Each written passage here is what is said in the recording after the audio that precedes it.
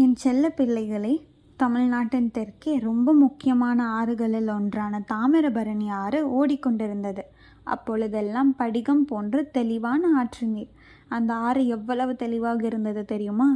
கண்ணாடி போல. அதன் அடியில் இருக்கும் சின்ன சின்ன கூழாங்கற்களையும் பசுமையான செடிகளையும் கூட நாம் பார்க்க முடியும். அந்த தாமிரபரணி ஆற்று நாளத்தில் கண்ணுக்கு தெரியாத சில குட்டி குட்டி ஆற்று காவல் தேவதைகள் வாழ்ந்து வந்தன. அவை பார்க்கவே ரொம்ப அழகாக இருக்கும். அவற்றின் சிறகுகள் பளபளக்கும். கண்களில் ஒரு மாய ஒளி இருக்கும். அவை தண்ணீரில் ரொம்ப சந்தோஷமாக நீந்தி கொண்டிருக்கும்.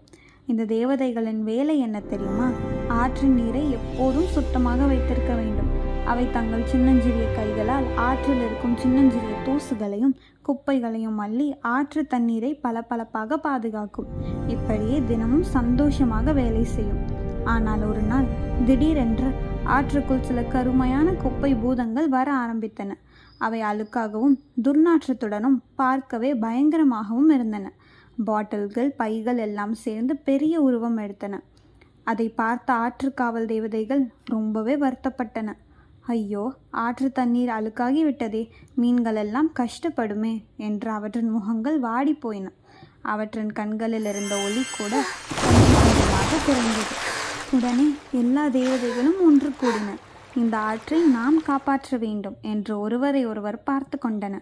அவற்றின் கண்களில் கவலை போய் ஒரு தைரியம் வந்தது. எப்படியாவது அந்த ஆற்று பூதங்களை விரட்டிவிட வேண்டும் என்று ஒரு திட்டம் போட்டன. எல்லா தேவதைகளும் ஒரு மந்திர வட்டமாக சுற்றி நின்றன. அவற்றின் சிறகுகள் எல்லாம் வானவில் போல பளபளத்தன. அவற்றின் கைகளிலிருந்து ஒரு பெரிய பளபளக்கும் நீர் குமிழி வெளிப்பட்டது. அது ஒரு மாய சக்தி. அந்த குமிழி மெல்ல மெல்ல பெரிதாக வளர்ந்தது.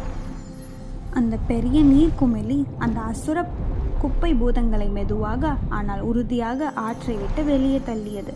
குப்பை பூதங்கள் எல்லாம் என்ன செய்வதென்று தெரியாமல் ஆற்றை விட்டு மேலே சென்று மறைந்தன.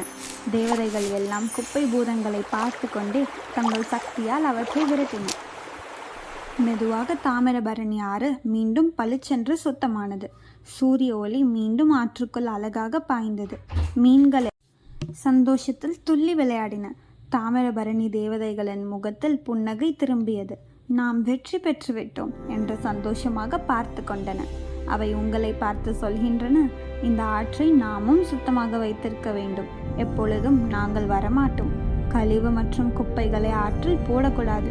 நீங்கள் தான் இந்த புண்ணிய வற்றாத ஜீவநதியை சுத்தமாக பாதுகாத்து நம் வருங்கால மக்களுக்கு விட்டு செல்ல வேண்டும். நாம் ஆற்றை பாதுகாக்க இந்த அழகான தேவதைகளின் நண்பர்களாக நாமும் மாறிவிடுவோம் செல்லுங்களே. மீண்டும் இன்னொரு பதிவில் சந்திப்போம்.